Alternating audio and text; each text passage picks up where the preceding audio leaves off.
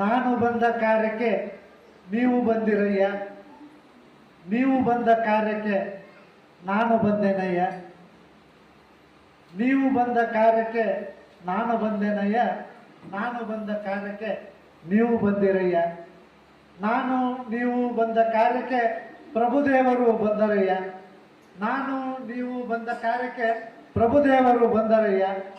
ಕಲ್ಯಾಣವೆಂಬುದು ಪ್ರಣತೆಯಾಯಿತು, ಕಲ್ಯಾಣವೆಂಬುದು ಪ್ರಣತೆಯಾಯಿತು. ನಾನು ತೈಲವಾದೆನು, ನೀವು ಬತ್ತಿಯಾದಿರಿ. ನಾನು ತೈಲವಾದೆನು, ನೀವು ಬತ್ತಿಯಾದಿರಿ. ಪ್ರಭುದೇವರು ಜ್ಯೋತಿಯಾದರು, ಪ್ರಭುದೇವರು ಜ್ಯೋತಿಯಾದರು ಎಂಬ ಬಸವಣ್ಣನವರ ವಚನದೊಂದಿಗೆ ಶ್ರೀ ಶಿವಬಸವ ಸಮಿತಿ ಯಲಬುರ್ಗಾ ಇದರ 11ನೇ ಮಾಸಿಕ ಶಿವಾನುಭವ ಕಾರ್ಯಕ್ರಮದ ಅಧ್ಯಕ್ಷತೆಯನ್ನು ವಹಿಸಿರುವ ಈ ಕಾರ್ಯಕ್ರಮದ ರೂವಾರಿಗಳು ಆದಂಥ ಶ್ರೀಯುತ ಸಂಗಣ್ಣ ತೆಂಗಿನಕಾಯಿ ಅವರೇ, ಈ ಕಾರ್ಯಕ್ರಮದ ವೇದಿಕೆಯ ಮೇಲೆ ಉಪಸ್ಥಿತರುವ ಹಿರಿಯರಾದ ಶ್ರೀಯುತ ಶೇಖರ್ ಗೌಡ್ರು ಉಳ್ಳಾಗಡ್ಡಿ ಅವರೇ, ಈ ಕಾರ್ಯಕ್ರಮದಲ್ಲಿ ಅತಿಥಿಗಳಾಗಿ ಆಗಮಿಸಿರುವ ಈಶ್ವರೀಯ ವಿಶ್ವವಿದ್ಯಾಲಯದ ಮಾತೋಶ್ರೀ ಗೀತಕ್ಕನವರೇ, ಈ ಕಾರ್ಯಕ್ರಮದ ವೇದಿಕೆಯಲ್ಲಿ ಉಪಸ್ಥಿತರಿರುವಂತಹ ಶ್ರೀಯುತ ಬಸವರಾಜ್ ಗುಳುಗುಳಿ ಅವರೇ, ಕರ್ನಾಟಕ ರಾಜ್ಯ ನೌಕರರ ಸಂಘದ ಅಧ್ಯಕ್ಷರಾದ ಶ್ರೀಯುತ ಸಿದ್ಲಿಂಗಪ್ಪ ಸ್ಯಾಗೋಟಿ ಸರ್ ಅವರೇ, ಶ್ರೀಯುತ ಉಳ್ಳಾಗಡ್ಡಿ ಅವರೇ, ಶ್ರೀಯುತ ಹನುಮಂತಪ್ಪ ಪುರಿ ಅವರೇ, ಶ್ರೀಯುತ ಧನ್ವಂತರಿ ಸರ್ ಅವರೇ, ಈ ಕಾರ್ಯಕ್ರಮದಲ್ಲಿ ಭಾಗಿಯಾದಂಥ ಎಲ್ಲ ಶರಣ ತಂದೆ ತಾಯಿಗಳೇ, ನಿಮ್ಮ ಅಂತರಾತ್ಮಕ್ಕೆ ಶರಣಾರ್ಥಿಗಳು. ಮಾಸಿಕ ಶಿವಾನುಭವ ಕಾರ್ಯಕ್ರಮದೊಳಗೆ ಇವತ್ತಿನ ದಿವಸ ಇಬ್ಬರು ಶರಣರ ಜಯಂತ್ಯೋತ್ಸವ. ಒಬ್ರು ನಿಮಗೆಲ್ಲ ಗೊತ್ತಿರುವಂತಹ ಪ್ರಸಿದ್ಧ ಆದಂತಹ ಅಲ್ಲಮ ಪ್ರಭುದೇವರು, ಇನ್ನೊಬ್ರು ಅಪ್ರಸಿದ್ಧ ಶರಣ ಬಿಬ್ಬಿ ಬಾಚಯ್ಯನವರ ಜಯಂತ್ಯೋತ್ಸವ. ಶರಣ ಧರ್ಮ ಅಂದ ಕೂಡಲೇ ನಾವು ಎಲ್ಲರೂ ಒಂದು ತಿಳಿದುಕೊಳ್ಬೇಕಾಗಿದ್ದೇನೆಂದ್ರೆ, ಈ ಧರ್ಮ ವೈಚಾರಿಕ ತಳಹದಿಯನ್ನ ಹೊಂದಿರುವಂತಹದ್ದು. ವಿಚಾರ ಧರ್ಮ ಅನ್ನೋದಕ್ಕಿಂತ ಇದು ಆಚಾರ ಧರ್ಮ ಅಂತ ಹೇಳ್ಬೋದು.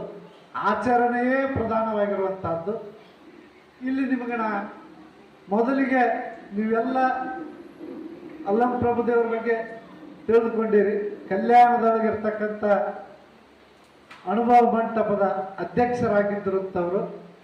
ಅವರ ಅನೇಕ ವಚನಗಳು ಲಭ್ಯವಿವೆ. 1294 ವಚನಗಳು ಲಭ್ಯವಿವೆ. ಮೂಲತಃ ಶಿಕಾರಿಪುರ ತಾಲೂಕಿನ ಬಳ್ಳಿಗಾವೆಯವರು. ಆನಂತರ ಬಸವಣ್ಣನವರು ಸ್ಥಾಪಿಸಿದಂಥ ಅನುಭವ ಮಂಟಪದ ಅಧ್ಯಕ್ಷತೆಯನ್ನು ವಹಿಸಿಕೊಂಡು ನಾಡಿನ ಜನರಲ್ಲಿ ವೈಚಾರಿಕ ಧರ್ಮ ಮನೋಭಾವನೆಯನ್ನು ಉಂಟು ಮಾಡುವಲ್ಲಿ ಶ್ರಮಿಸಿದವರು. ಅವರ ವಚನಗಳು ಬೆಳಗಿನ ವಚನಗಳು, ಗೂಢಾರ್ಥಗಳನ್ನು ಒಳಗೊಂಡಿರುವಂಥವು. ಮೇಲ್ನೋಟಕ್ಕೆ ಓದಿದರೂ ಸಹಿತ ನಮಗೆ ಸಾಮಾನ್ಯರಿಗೆ ತಿಳಿಯದಂಥ ವಚನಗಳನ್ನು, ಅದ್ಭುತವಾಗಿರ್ತಕ್ಕಂಥ ವಚನಗಳನ್ನು ಅವರು ಹೇಳ್ಯಾರ. ಅವರ ಬಗ್ಗೆ ಅನೇಕ ಕೃತಿಗಳದಾವು. ಚಾಮರಸನ ಪ್ರಭುಲಿಂಗ ಲೀಲೆ ಅಂತ ಒಂದು ಕೃತಿ ಬರ್ತೈತಿ. ಅದರೊಳಗೆ ಫಸ್ಟ್ ಲೈನ್ ಒಂದು ಹೇಳ್ತೀವಿ, ಸತ್ತವರ ಕಥೆಯಲ್ಲ, ಜನನದ ಕುತ್ತದಲ್ಲಿ ಕುದಿ ಕುದಿದು ಕರ್ಮದ ಸೀಮೆಗೆ ಸಿಲುಕುವ ಸೀಮೆಯ ಹೊಲಬು ತಾನಲ್ಲ, ಹೊತ್ತು ಹೋಗದೆ ಪುಂಡರಾಲಿಪ ಮತ್ತ ಮತಿಗಳು ಆಲಿಸುವ ಗೋಷ್ಠಿ ಅಲ್ಲಿದು, ಸತ್ಯ ಶರಣರು ತಿಳಿಯುವುದು ಈ ಪ್ರಭುಲಿಂಗ ಲೀಲೆಯನ್ನು ಅಂತ ಚಾಮರಸ ಅಲ್ಲಮ ಪ್ರಭುವಿನ ಬಗ್ಗೆ ಮಹತ್ವವನ್ನು ಸಾರುವಂತ ಒಂದು 4 ಸಾಲುಗಳು. ನಾವು ಸಾಕಷ್ಟು ಶಿವಾನುಭವಗಳನ್ನ ಕೇಳ್ತೀವಿ, ಪುರಾಣಗಳನ್ನ ಕೇಳ್ತೀವಿ. ಆದ್ರೂ ಕೂಡ ನಾವು ಈ ಒಂದು ಇದು ಬರ್ತಾರೆ, ಪುರಾಣ ವೈರಾಗ್ಯ, ಸ್ಮಶಾನ ವೈರಾಗ್ಯ, ಹೆರಿಗೆ ವೈರಾಗ್ಯ ಅಂತ ಬರ್ತಾವೆ. ಆ ರೀತಿ ಒಳಗೆ ಇವತ್ತು ಕೇಳಿ ಮತ್ತು ಆನಂತರ ಬರ್ತ್ಬಿಟ್ಟು. ಆದ್ರೆ ಶರಣ ಧರ್ಮ ಕಾಯಕ ಪ್ರಧಾನವಾದಂಥ ಧರ್ಮ, ದಾಸೋಹ ಪ್ರಧಾನವಾದಂಥ ಧರ್ಮ. ಇಲ್ಲಿ ಮೈ ಬಗ್ಗಿಸಿ ದುಡಿಬೇಕು.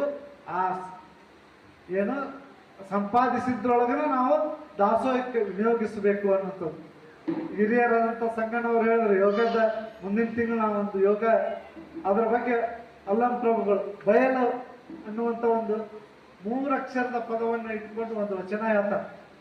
ಬಯಲು ಬಯಲು ಬಯಲನೇ ಬಿತ್ತಿ, ಬಯಲು ಬಯಲನೇ ಬೆಳೆದು, ಬಯಲ ಜೀವನ ಬಯಲ ಭಾವನ, ನಾನಿಮ್ಮ ಪೂಜಿಸಿ ಮುನ್ನವೇ ಭವಯರಾಧನೆಯ ಬೇಶ್ವರ. ನೋಡಿ, ಒಂದು ಪದ ಬಯಲು. ಬಯಲು ಅಂದ್ರೆ ಎಲ್ಲವೂ ಖಾಲಿ ಖಾಲಿ ಅಂತ ಸಾಮಾನ್ಯ ಅರ್ಥದೊಳಗೆ ಹೇಳಿದಾಗ, ನಮ್ಮ ಜೀವನನೂ ಕೂಡ ಆ ರೀತಿಯ ಬಯಲು ಆಗಬೇಕು ಅಂತ ಗುಹೇಶ್ವರರು ಅಲ್ಲಮ್ಮ ಪ್ರಭುಗಳು ಹೇಳ್ತಾರೆ. ನಾವು ಸಾಕಷ್ಟು ವಿಷಯಗಳನ್ನು ತಲೆ ತುಂಬ ತುಂಬಿಸ್ಕೊಂಡಿವಿ, ಮನಸ್ಸಿಗೆ ತುಂಬ ತುಂಬಿಸ್ಕೊಂಡಿವಿ, ಮನೆ ತುಂಬ ಅನೇಕ ವಸ್ತುಗಳನ್ನು ತುಂಬಿಸಿಕೊಂಡಿವಿ. ಹೀಗಾಗಿ ನಾವು ಬಯಲ ಭಾವ ಬರಲಿಕ್ಕೆ ಸಾಧ್ಯ ಇಲ್ಲ ಅಂತ ಅಲ್ಲಮ್ಮ ಪ್ರಭುಗಳು. ನಮ್ಮ ಮನೆಯೊಳಗೆ ಎಷ್ಟು ವಸ್ತುಗಳದಾವ, ಅನೇಕ ವಸ್ತುಗಳು ನಾವು ಅವನು ಉಪಯೋಗಿಸಿರಂಗೆ ಇಲ್ಲ. ಇದು ಎಲ್ಲರಿಗೂ ಸಂಬಂಧಪಟ್ಟಂಗೆ ಹೇಳೋದು. ನಮ್ಮ ಮನಸ್ಸಿನೊಳಗೆ ಅನೇಕ ವಿಷಯಗಳಿಂದ ತುಂಬ್ಯಾವು, ಅವು ಯಾತಕ್ಕೂ ಬರೆದ ಪ್ರಯೋಜನಕ್ಕೆ ಬರೆದಂಥ ವಿಷಯಗಳನ್ನು ತುಂಬಿಸ್ಕೊಂಡಿವಿ. ಇವುಗಳನ್ನ ಖಾಲಿ ಮಾಡುವುದೇ ಬಯಲ ಯೋಗ ಅಂತ ಅಲ್ಲಮ್ಮ ಪ್ರಭುಗಳು ಹೇಳ್ತಾರೆ. ಹೆಣ್ಣಿಗಾಗಿ ಸತ್ತವರು ಕೋಟಿ ಕೋಟಿ, ಮಣ್ಣಿಗಾಗಿ ಸತ್ತವರು ಕೋಟಿ ಕೋಟಿ, ಹಣ್ಣಿಗಾಗಿ ಸತ್ತವರು ಕೋಟಿ ಕೋಟಿ, ನಿನಗಾಗಿ ಸತ್ತವರನ್ನು ಒಬ್ಬರನ್ನೂ ಕಾಣೆಗುಹೇಶ್ವರ. ಭಗವಂತನಿಗಾಗಿ ಸತ್ತವರು ಯಾರೂ ಇಲ್ಲ, ಎಲ್ಲರೂ ಬೇರೆ ಬೇರೆ ವಿಷಯಗಳಿಗಾಗಿ ಸತ್ತವರು ಅದಾರ ಅನ್ನೋದನ್ನು ಅತ್ಯಂತ ಮಾರ್ಮಿಕವಾಗಿ ಅವರು ಹೇಳ್ತಾರ.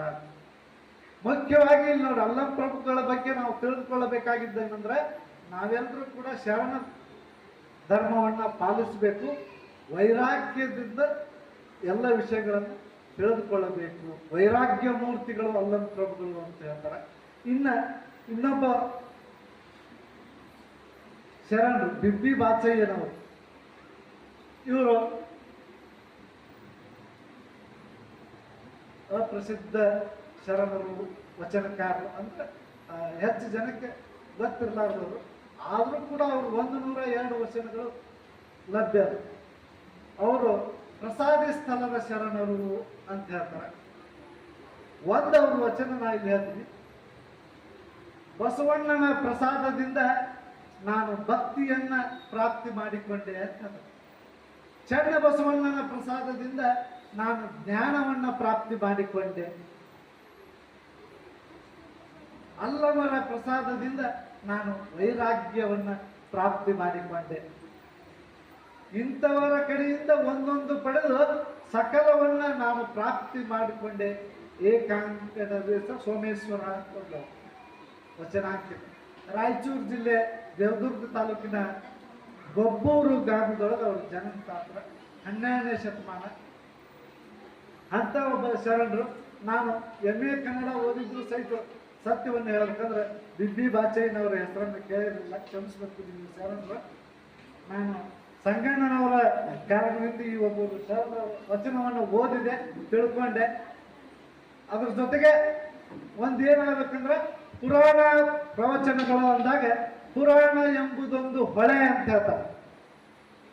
ಪುರಾಣ ಎಂಬುದೊಂದು ಹೊಳಿ, ನದಿ ಅಂತೀವ, ಹೊಳಿ. ಅದರೊಳಗೆ ನೀ ಇಳಿ, ನಿನ್ನ ನೀ ತಿಳಿ, ಅವಗುಣಗಳ ಕಳಿ ಅಂದಾಗ ಮಾತ್ರ ಬದುಕು ಸಾರ್ಥಕವಾಗುತ್ತೆ. ನಾನು ನಿಮ್ಗೆ ಮೊದಲೇ ಒಂದು ಹೇಳಿದೆ, ಹೆರಿಗೆ ವೈರಾಗ್ಯ, ಪುರಾಣ ವೈರಾಗ್ಯ, ಸ್ಮಶಾನ ವೈರಾಗ್ಯ ಅಂತದ್ದು. ನಾವು ಸಾಕಷ್ಟು ಪುರಾಣಗಳನ್ನು ಕೇಳ್ತೀವಿ. ಪುರಾಣ ಕೇಳಿದಾಗ ಹೌದು ಹೌದು ಅನ್ನುತ್ತೆ. ಮತ್ತೆ ಮನೆಗೆ ಬಂದ ನಂತರ ನಾವು ಮತ್ತೆ ಅದೇ ಕಾಯಕದೊಳಗಡೆ ಕೊಡ್ತೀವಿ. ಸ್ಮಶಾನಕ್ಕೆ ಹೋಗಿರ್ತೀವಿ, ಯಾರೋ ತೀರ್ಕೊಂಡಿರ್ತಾರೆ, ಮತ್ತೆ ಸಂಸ್ಕಾರಕ್ಕೆ ಹೋಗಿರ್ತೀವಿ, ಅವಾಗೆಲ್ಲ ಮಾತಾಡ್ತೀವಿ. ಏನಪ್ಪ ಏನೇನು ಇಲ್ಲ ಜೀವನದಾಗ, ಸತ್ ಮೇಲೆ ಬರೋದು ಒಂದು ಒಳ್ಳೆಯದು, ಒಂದು ಕೆಟ್ಟದ್ದು. ಕೋಟಿ ಆಸ್ತಿ ಐತಿ, ₹1 ವೈಧಾನ ಬರಿಗೆ ಇಲ್ಲ ಹೆಂಗೋ ಅಂತೀವಿ. ಮನೆಗೆ ಬಂದು ಮತ್ತೆ ಆಸ್ತಿ ಗಳಿಸಬೇಕು ಅನ್ನೋ ಸಂಬಂಧನ ನಾವು ಕೆಲಸ ಮಾಡ್ತೀವಿ. ಇದು ಕ್ಷಣಿಕವಾದಂಥ ವೈರಾಗ್ಯ. ಹೆರಿಗೆ ವೈರಾಗ್ಯ, ಹೆಣ್ಣು ಮಗಳು ತುಂಬು ಗರ್ಭಿಣಿ, 9 ತಿಂಗಳು ತುಂಬ್ಯಾವು, ಪ್ರಸವ ವೇದನೆ ಸ್ಟಾರ್ಟ್ ಆಗೈತಿ. ಅವಾಗ ತಾಯಿ ಹೇಳ್ತಾಳ, ಆ ವೇದನೆಯನ್ನು ತಡೆಯದೆ ಏನು ಹೇಳ್ತಾ ಅಂದ್ರೆ, ಇನ್ನೆಂದೂ ಕೂಡ ನಾನು ಮಕ್ಕಳಿಗೆ ಜನ್ಮ ಕೊಡಲಾರೆ. ಯಾಕಂದ್ರೆ ಆ ವೇದನೆ ಅಷ್ಟು ತೀವ್ರವಾಗಿರ್ತದೆ. ಎಲ್ಲ ತಾಯಿಯಂದ್ರು ಹೇಳೋ ಮಾತು, ಆ ಪ್ರಸವ ವೇದನೆಯನ್ನ ಅನುಭವಿಸಿದವ್ರಿಗೆ ಗೊತ್ತು. ಆದ್ರೆ ಆನಂತರ ಆ ಮಗು ಕೈಯೊಳಗೆ ಬಂದ ಕೂಡ ಆ ಮಗುವಿನ ಮುಖ ನೋಡಿದ ತಕ್ಷಣ ತಾಯಿ ಏನಾಯ್ತಂದ್ರೆ ಎಂಥ ಬಂಗಾರದಂತ ಕಣ್ಣು ನಮ್ಮ ಕೈಯೊಳಗೆ ಮಡ್ಲೊಳಗೆ ಬಂತು, ಇಂಥ 10 ಮಕ್ಕಳಿಗೆ ನಾ ಜನ್ಮ ಕೊಡಬಲ್ಲೆ ಖುಷಿಯಿಂದ ನೋಡಿ. ಅದಕ್ಕೆ ಶರಣ ಧರ್ಮವನ್ನು ನಾವು ಮಾಡುವಂಥ ಸಂದರ್ಭದೊಳಗೆ ಆಚರಣೆಯೇ ಪ್ರಧಾನ. ಸತ್ಯ ಶುದ್ಧ ಕಾಯಕಕ್ಕೆ ಹೆಚ್ಚಿನ ಪ್ರಾಧಾನ್ಯತೆಯನ್ನು ನಾವು ಕೊಡಬೇಕು ಅನ್ನುವಂಥ ಮಾತನ್ನು ಹೇಳ್ತಾ, ಇದು 11ನೇ ಶಿವಣವ, ಮುಂದಿನದೇ 12ನೇದ್ದು ಮತ್ತು ವಾರ್ಷಿಕೋತ್ಸವ ಅಂತ ಹೇಳಿ ನಿಜವಾಗ್ಲೂ ಈ ಕಾರ್ಯಕ್ರಮಕ್ಕೆ 1 ವರ್ಷ ತುಂಬುತ್ತಾ ಇರುವುದು ಸಂಗಣ್ಣನವರು ಮತ್ತು ಅವರ ಪ್ರಯತ್ನದಿಂದ ಆಗೈತಿ ಅಂತ ಹೇಳ್ತಾ ಅವ್ರಿಗೆ ಅನಂತ ನಾನು ಧನ್ಯವಾದಗಳನ್ನು ಹೇಳಿ, ಇನ್ನೂ ಮಾತಾಡೋರು ಅನೇಕರು ಇರೋದ್ರಿಂದ ನನ್ನ ಮಾತುಗಳಿಗೆ ವಿರಾಮ ಕೊಡ್ತೀನಿ. ಎಲ್ಲರಿಗೂ ನಮಸ್ಕಾರ. ಶರಣ ಶರಣಾರ್ಥಿ.